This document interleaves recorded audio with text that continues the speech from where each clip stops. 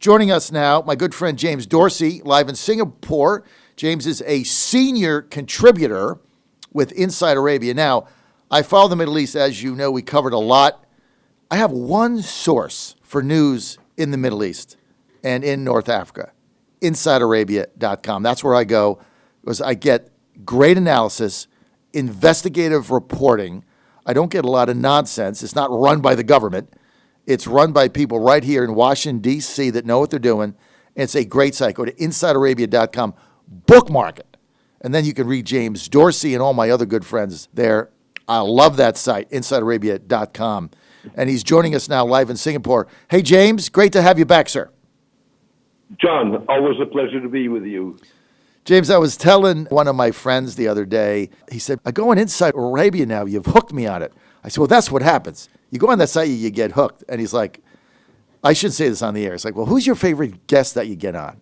Is it that guy in Singapore? I'm like, well, it's him and my friend in Australia, but yeah, it's James Dorsey. So let's let the cat out of the bag. James, let's get down to business. How's your wife? She's doing very well, fully recovered. Good, fully recovered from COVID. Now, how is Singapore reacting to Hong Kong, the Chinese crackdown on the protesters? I mean, what is the reaction there? Well, it's cautious. On the one hand, they've benefited from it. There's enormous amount of importing money from Hong Kong that's looking for a shelter elsewhere. Mm-hmm. And in what you would think would be a depressed real estate market, certainly at the very high end, the contrary is true. A lot of Chinese are buying high-end real estate in Singapore simply because they see what's coming down the pipeline. But it's not something that Singapore necessarily wants to trumpet at the top of its voice, obviously given that these are things that are sensitive with the Chinese. And the Singaporeans are doing basically a balancing act in what is becoming an ever more tense U.S.-Chinese relationship. Is there fear? No, I don't think there's concern. But the concern goes, of course, much broader. It's not just the concern in terms of international relations. It's also the concern about the global economy. Singapore has taken a hit. It's handling it very well. But like many other countries, but particularly given the way Singapore positions itself and the way it emphasizes its relevance to the rest of the world, Singapore's going to have to reinvent itself. And that is very much what they're looking at. So when you say reinvent itself, like what would be, James Dorsey, what would be the tenets of that? Well, I think there's several factors. One is immediately related to the pandemic itself, which is urban planning, both in the somewhat shorter term. With other words, as long as you do not have a cure or a vaccine, and the measures that you need to take to ensure public health, right? But also longer term, the lessons that you learn from the pandemic. Mm-hmm. One of those lessons, but not the only lesson, mm-hmm. is, for example, the way you house migrant workers. Right. But more generally, beyond that, this is a pandemic that's going to hit industries. Mm-hmm. And Singapore is a very diversified economy. It's a small country, a city-state. So it's got an economy that is almost incestuously, if you wish, intertwined with the global economy. Mm-hmm. So, for example, refining. The oil market's going to be down for a long time. Commodities trading, adaptation of technology, being a technology leader. All of these kind of things where you've got to think a significant period of time ahead in order to remain ahead of the curve. I tell you what, the landscape, Singapore, Hong Kong, what the CCP is doing, the crackdown, We really don't know where this is going to end, but certainly the Chinese Communist Party and the leaders there, the regime, is taking full advantage of the pandemic, the strife going on in the U.S., things of that nature, the crackdown on freedom of expression that the CCP is doing. Not out of character, but certainly I don't think they're expecting the U.S. to do anything. I mean, when we got cities burning down and people taking over, segments of Seattle, I just don't think this country right now is in a position to do anything. And I think they're taking full advantage of it. This is the John Fredericks Radio Network. We're live. We're with James Dorsey. James is live in Singapore.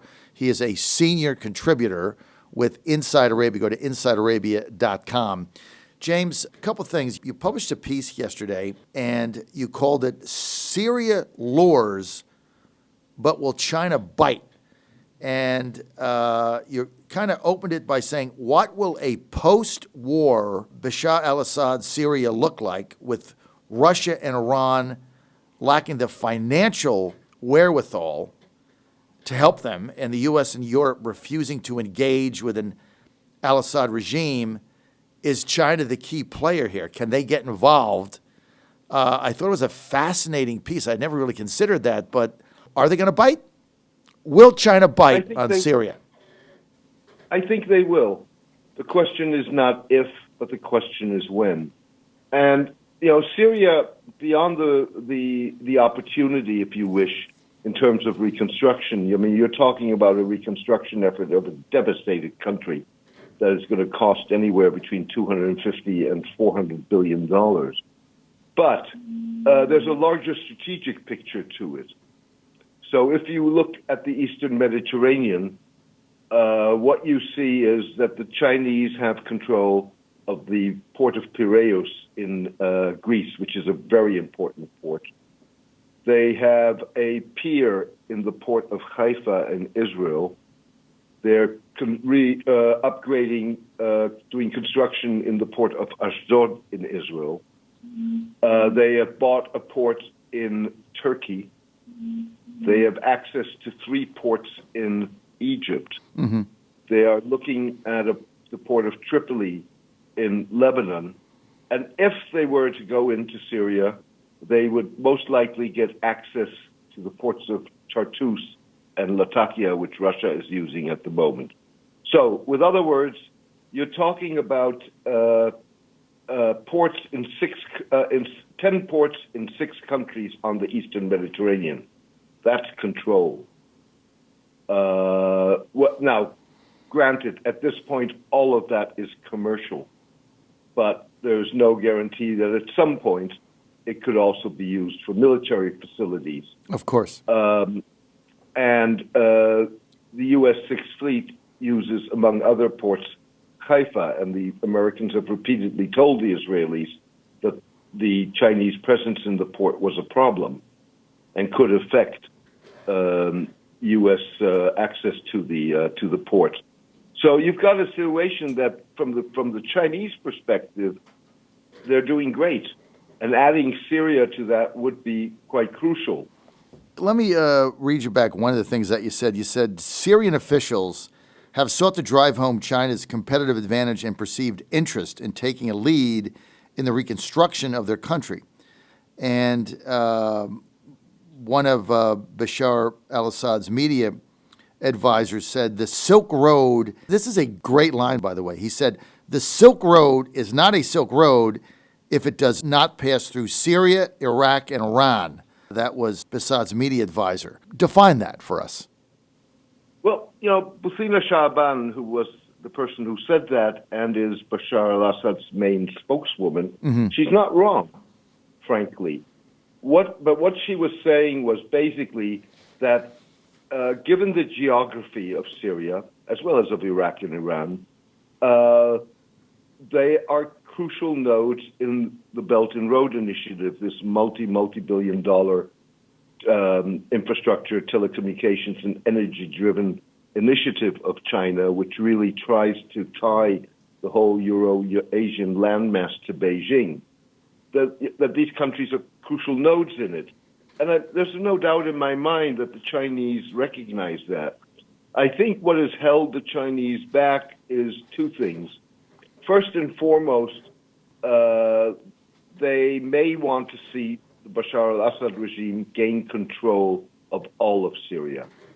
The rebels still have pockets, and there's some debate, certainly among the Russians and the Turks, about what to do with that, and possibly, rather than going in with a military invasion that would cause enormous amounts of people to stream towards Turkey again, and also cause a lot of humanitarian suffering, that there's some thinking of turning the northeast of Syria into effectively what the Gaza Strip is, a highly densely populated area, almost totally cut off from the world. But in any case, so that I think was the major doubt. And the Chinese have a particular interest in how this is resolved, because they are concerned about Uyghurs, the Turkic Muslims from western China, from the province of Xinjiang, which is the province where, for all practical matters, in my view, the Chinese are committing cultural genocide. But Uyghurs, as well as fighters from Central Asia who were in the war in Syria, the rebels' top fighters, very notorious, but also very respected in terms of their fighting skills. So the Chinese are obviously very concerned about those, because they could drift back into Central Asia and be a far greater threat to China itself. And the concern went as far as China, a country that prides itself on the principle, even though it's had to violate that already, on not wanting foreign military entanglements. There was some discussion in China on whether they should join an invasion of the Northeast. In the end, the Chinese decided not to do that. But that, I think, was one thing which has slowed down Chinese commitment. Let's also be clear, it's not that long ago that fighting in much of Syria ended, and we don't know that Syria is a stable country. In fact, I think we're going to be looking at a Syria that is a very unstable country, and that makes it more complicated for the Chinese. I think on the shorter term, the other factor, of course, was that China, like many others, and China first and foremost initially, had to do with the pandemic, and is still dealing with the economic fallout of that pandemic, and that's not quite clear in China yet either. So I think there are a number of ducks that they have to get into a row first. James Dorsey with us, senior contributor and writer for Inside Arabia. Go to InsideArabia.com, your source for news, Middle East, North and Africa. The best site you're going to find, InsideArabia.com, based right here in Washington, D.C. So, James, if this plays out, and it's an intriguing column you did, it really is, as all of yours are, but if this plays out, the relationship between Russia and China, is it redefined? Is it shifted? I mean, if you're Russia, you're the one that's put the resources in saving Assad, and now China comes in with a bucket full of cash, gets preferential treatment. I mean, how do you cope with that? If it hadn't been for Russian intervention, likely the Assad regime topples, right? Likely. Not right. Likely. I would have bet for it to topple if Putin had stayed out of it, but obviously, they're a longtime ally. That's their only warm water seaport in the area, so I get it. But if you're Putin, how do you deal with this? Well, I think that, we, certainly Americans, tend to think of in partnerships and alliances in terms of friendships. With other words, you share common interests and you share, to whatever degree, common values. I think you've got to rethink that notion when it comes to all kinds of partnerships that we're seeing, whether that's China-Russia, Russia-Iran, Turkey-Russia, where there are conflicting interests. And what you see repeatedly happen is that you manage those differences. You've seen that in Libya recently, where the Turks, for all practical matters, were whacking the Russians militarily. Nonetheless, that has not disrupted the relationship.